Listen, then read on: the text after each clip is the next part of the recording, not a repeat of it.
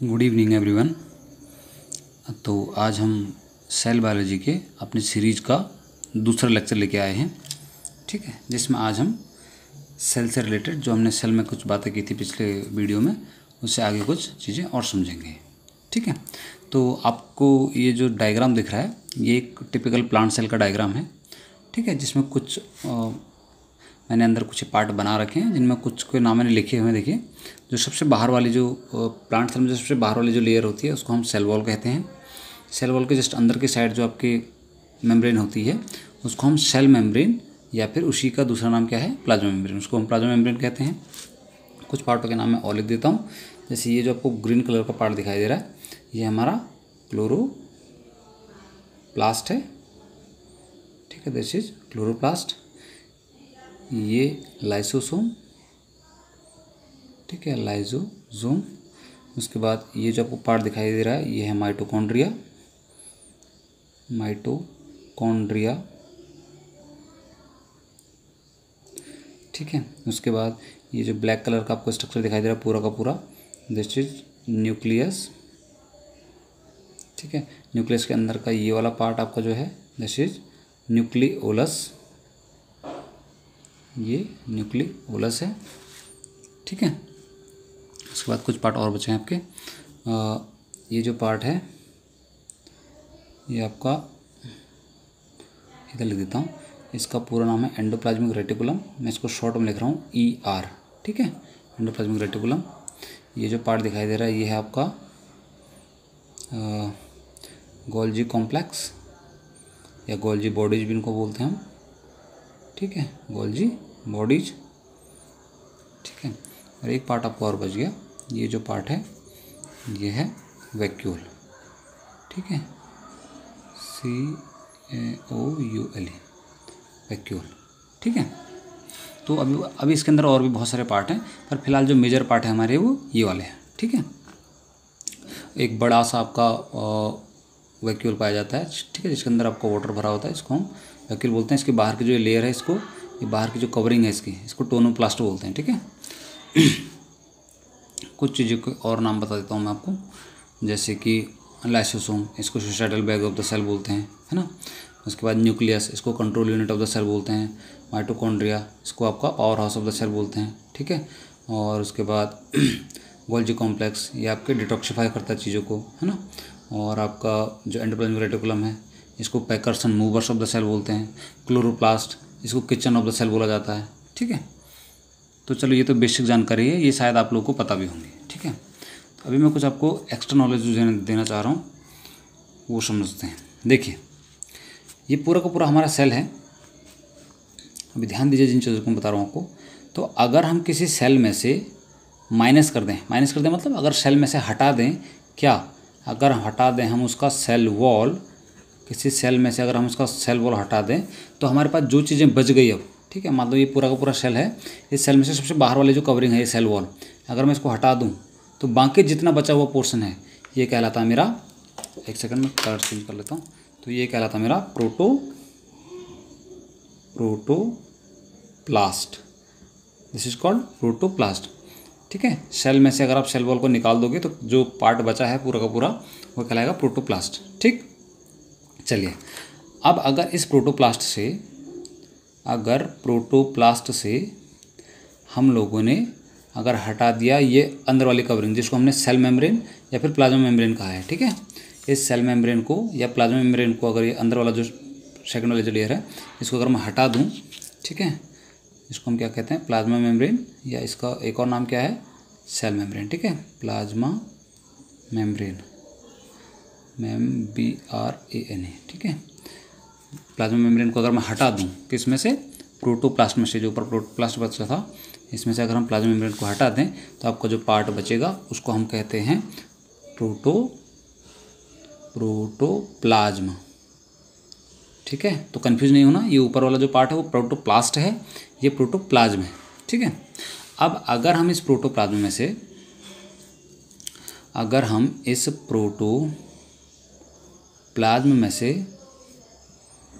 अगर हटा दें क्या, न्यूक्लियस कौन सा पोर्शन है, ये ब्लैक कलर का जो पोर्शन आ रहा है पूरा का पूरा, ठीक है। अगर हम न्यूक्लियस को हटा दें NUCLEUS, ठीक है। न्यूक्लियस को अगर हम हटा दें तो जो हमारा पार्ट बचेगा उसको हम कहते हैं cytoplasm, that is called cytoplasm, ठीक है। तो साइटोप्लाज्म कहलाता है। और अगर हम साइटोप्लाज्म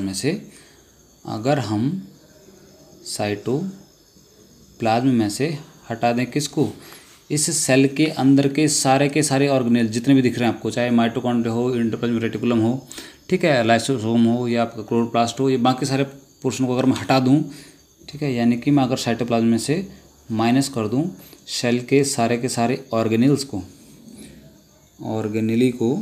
ठीक है, ऑर्गेनेल्स को, तो हमारे पास जो बचता है उसको हम एक नाम से जानते हैं जिसको हम कहते हैं साइटोसोल, ठीक है, साइटोसोल, ठीक है। अभी आप इसको एक बार ढंग से दोबारा देख लीजिए, मैं आपको रिवाइज करवा देता हूँ। हमारे पास पूरा का पूरा सेल है, अगर इस सेल में से हमने सबसे बाहर वाली कवरिंग सेल वॉल को हटा दिया तो जो पार्ट बचेगा उसको हम कहेंगे प्रोटोप्लास्ट। प्रोटोप्लास्ट में से अगर हम प्लाज्मा मेम्ब्रेन को, या इसी का दूसरा नाम क्या है, सेल मेम्ब्रेन को अगर हम हटा दें, ये जो आपकी लेयर बची है, ये सेल मेम्ब्रेन को हटा दें तो बाकी जो बचा हुआ पार्ट होगा हमारा वो कहलाएगा प्रोटोप्लाज्म, ठीक है। अब ये जो आपका अंदर वाला जो सारा सेक्शन है ये प्रोटोप्लाज्म है। अब इस प्रोटोप्लाज्म में से अगर मैं माइनस कर दूं या हटा दूं इस न्यूक्लियस को, ये जो ब्लैक कलर वाला पोर्शन पर दिखाई दे रहा है न्यूक्लियस, ये न्यूक्लियर मेम्ब्रेन और न्यूक्लियोलस ये सारा पार्ट, अगर मैं इसको हटा दूं तो मेरे पास जो पार्ट बचेगा उसको मैं कहूँगा साइटोप्लाज्म, ठीक है। और अगर मैंने साइटोप्लाज्म में से बाकी बचे हुए जो सेक्शन है सारे के सारे, ठीक है, चाहे माइटोकॉन्ड्रिया हो, ये सब चीज़ें जो अंदर दिखाई दे रही है आपको, ऑर्गेनेल्स जो दिखाई दे रहे हैं, इन सब ऑर्गेनेल्स को अगर मैंने हटा दिया तो जो चीज़ मेरे पास बचेगी उसको मैं बोलूँगा साइटोसोल, ठीक है। इतना आपको समझ में आ गया होगा। थोड़ा और आगे बढ़ते हैं, तो हमारे पास जो सेल ऑर्गेनेल्स हैं इनके बारे में जानते हैं। जो हमारे पास सेल ऑर्गेनेल्स हैं, ठीक है, सेल के अंदर के जितने भी पार्ट हैं, these are called cell organelles.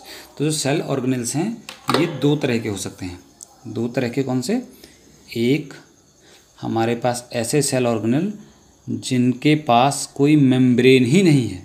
अब मेम्ब्रेन नहीं है, ठीक है, अब अगर मेम्ब्रेन नहीं है तो उनको हम अमेम्ब्रेनस स्ट्रक्चर कहते हैं, ठीक है, अमेम्ब्रेनस, ठीक है, पार्ट कहते हैं। और जिनके पास मेम्ब्रेन है, ठीक है, उनको हम मेम्ब्रेनस स्ट्रक्चर कहते हैं,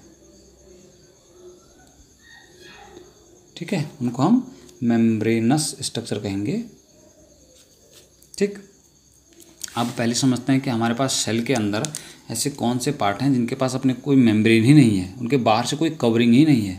तो उसमें एग्जांपल के लिए आपको बता देता हूँ, जैसे उसमें होता है आपका राइबोसोम, ठीक है, इसके अलावा उसमें होता है न्यूक्लियोलस, वो न्यूक्लियस के अंदर का जो पार्ट है, ठीक है, न्यूक्लियोलस।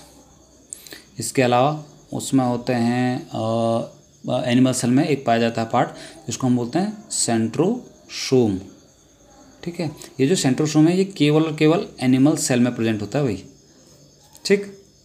तो ये तीन आपके इंपॉर्टेंट हैं जो एमेम्ब्रेनस स्ट्रक्चर हैं, मतलब इन पर इनके बाहर से कोई कवरिंग नहीं है, बिना कवरिंग वाले स्ट्रक्चर हैं ये सेल के अंदर पाए जाने वाले, ठीक है। अब आते हैं मेम्ब्रेनस की तरफ। अभी जो मेम्ब्रेनस है, इस मेम्ब्रेनस के अंदर भी फिर दो कैटेगरियाँ आती हैं। दो कौन सी कैटेगरियाँ भाई? कुछ स्ट्रक्चर ऐसे हैं, ठीक है, कुछ स्ट्रक्चर ऐसे हैं जो सिंगल मेम्ब्रेन के बने हुए हैं, मतलब उनके बाहर एक सिंगल मेम्ब्रेन होगी, ठीक है, जिनके बाहर क्या होगा? सिंगल मेम्ब्रेन होगा, ठीक है। और कुछ स्ट्रक्चर ऐसे भी हैं जिनके बाहर डबल मेम्ब्रेन होगी, ठीक है, DOUBLE, डबल मेम्ब्रेन होगी। अब जरा जानते हैं कौन से वो स्ट्रक्चर हैं जो सिंगल मेम्ब्रेन के बने हुए हैं और कौन से वो स्ट्रक्चर हैं जो डबल मेम्ब्रेन के बने हुए हैं, ठीक है। तो पहले सिंगल मेम्ब्रेनस स्ट्रक्चरों की बात करते हैं। तो सिंगल मेम्ब्रेन स्ट्रक्चरों के अंदर आते हैं हमारे जैसे ER मतलब एंडोप्लाज्मिक रेटिकुलम, ठीक है। अब ये एंडोप्लाज्मिक रेटिकुलम की अगर हम ऐसे स्टडी करें तो इसके अंदर भी आपका रफ एंडोप्लाज्मिक रेटिकुलम होती हैं, है ना, स्मूथ एंडोप्लाज्मिक रेटिकुलम होते हैं, एक राइबोसोम्स का फॉर्मेशन करती हैं। तो ये बाकी आगे हम आगे की वीडियो में जो बनाएंगे उसमें इनकी डिटेलिंग पढ़ेंगे एक एक करके हर एक ऑर्गेनेल्स की। तो फिलहाल एंडोप्लाज्मिक रेटिकुलम सिंगल मेम्ब्रेन का स्ट्रक्चर है। इसके अलावा और कौन से हैं? गोल्जी एपरेचस, या जिसको हमने गोल्जी बॉडी भी बोला, ठीक ठीक है। जो गोल्जी बॉडीज होती हैं वो भी आपके सिंगल मेम्ब्रेनस स्ट्रक्चर हैं, है ना। इसके अलावा लाइसोसोम्स, जिनको हम सेल की आत्मघाती थैलियाँ या suicidal bags of the cell भी कहते हैं, है ना, लाइसोसोम्स, ये भी आपके सिंगल मेम्ब्रेनस स्ट्रक्चर हैं। इसके अलावा जो वैक्यूल है, ठीक है, जो वैक्यूल है जिसके बाहर की कवरिंग को हमने, जिसके बाहर जो सिंगल मेम्ब्रेन स्ट्रक्चर था जिसको हमने टोनोप्लास्ट भी कहा, तो ये भी आपका क्या है, सिंगल मेम्ब्रेन स्ट्रक्चर है, ठीक है। अच्छा, अब आते हैं जरा डबल मेम्ब्रेन की तरफ। जो सबसे ज़्यादा इंपॉर्टेंट है वो आपके लिए वो डबल मेम्ब्रेन है। ज़्यादातर जो एग्जाम्स होते हैं, कॉम्पिटिटिव एग्जाम्स होते हैं, ठीक है, या फिर आपके स्कूल लेवल के भी जो एग्जाम्स होते हैं उसमें टीचर यही ट्राई करता है कि डबल मेम्ब्रेन स्ट्रक्चर पूछे जाएँ, क्योंकि ये ज़्यादा इंपॉर्टेंट होता है आपके लिए, ठीक है। अब कौन कौन से इसके अंदर हैं वो मैं आपको बता देता हूँ। सबसे पहला और सबसे इंपॉर्टेंट है आपके पास माइटोकॉन्ड्रिया, ठीक है, माइटोकॉन्ड्रिया, ये आपका डबल मेम्ब्रेन स्ट्रक्चर है। इसके अलावा आता है आपका न्यूक्लियस, ठीक है, ये भी डबल मेम्ब्रेन स्ट्रक्चर है। इसके अलावा तीसरा आपको जो इम्पोर्टेंट है वो है प्लास्टिड्स,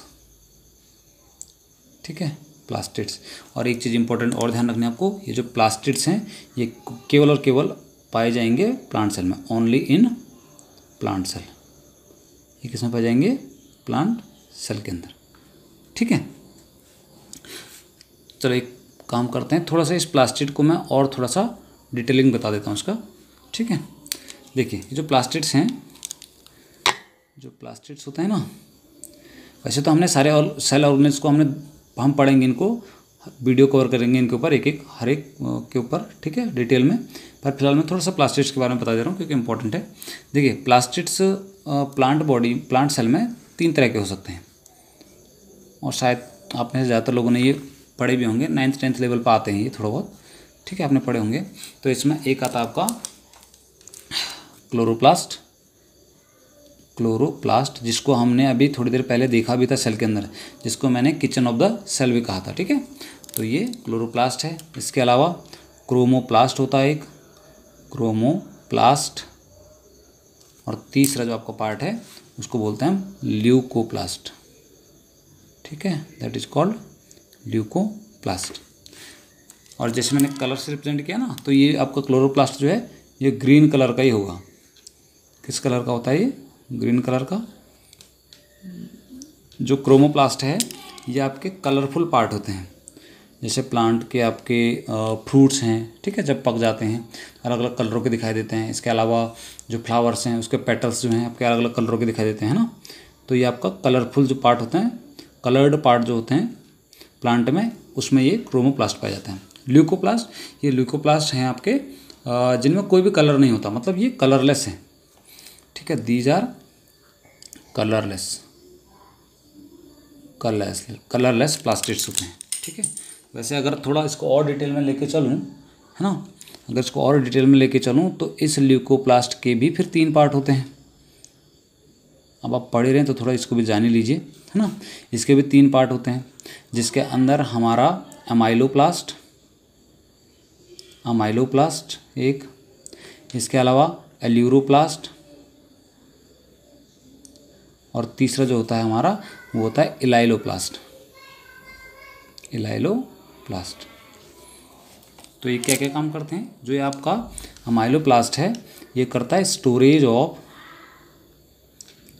ऑफ कार्ब्स, यानी कि कार्बोहाइड्रेट, ठीक है, जिनको हम सैकराइड्स भी बोलते हैं, कार्बोहाइड्रेट्स, ठीक है, सैकराइड्स भी कहलाते हैं, या इन्हीं को हम ऐसा कह सकते हैं स्टार्च, ठीक है। स्टार्च का जो स्टोरेज होता है उसको हम स्टार्च का जो स्टोरेज करने वाले जो हमारे पास प्लास्टिड हैं उनको हम अमाइलोप्लास्ट कहते हैं। एल्यूरोप्लास्ट जो होते हैं ये प्रोटीन का स्टोरेज करते हैं, तो इनको बोलते हैं हम स्टोरेज, ये करते हैं स्टोरेज ऑफ प्रोटीन्स, ठीक है, प्रोटीन का स्टोर करते हैं। और जो आपके एलाइलोप्लास्ट हैं ये करते हैं स्टोर किसको, ये करते हैं फैट को स्टोर, ठीक है, स्टोरेज ऑफ फैट, ठीक है। तो आई होप जो मैंने अभी आपको पढ़ाया है, ठीक है, ये आपके समझ में अच्छे से आ गया होगा। अगर आपको ये अच्छा लगा, ये वीडियो अच्छा लगा, तो आप मुझे बताइए कि हमें इस कड़ी को आगे और प्रोसीड करना चाहिए या नहीं करना चाहिए, ठीक है। देखिए ये स्ट्रक्चर मैंने अभी बनाया था, तो ये आपके समझ में आई होप आ गया होगा अच्छे से। ठीक है, अगर किसी को कहीं पर और कुछ डाउट होता है तो आप मुझे कमेंट में बता सकते हैं। ठीक है, या कोई अगर आपकी स्पेशल डिमांड हो किसी टॉपिक से रिलेटेड बायोलॉजी में तो आप मुझे कमेंट कर सकते हैं। ठीक है, थैंक यू।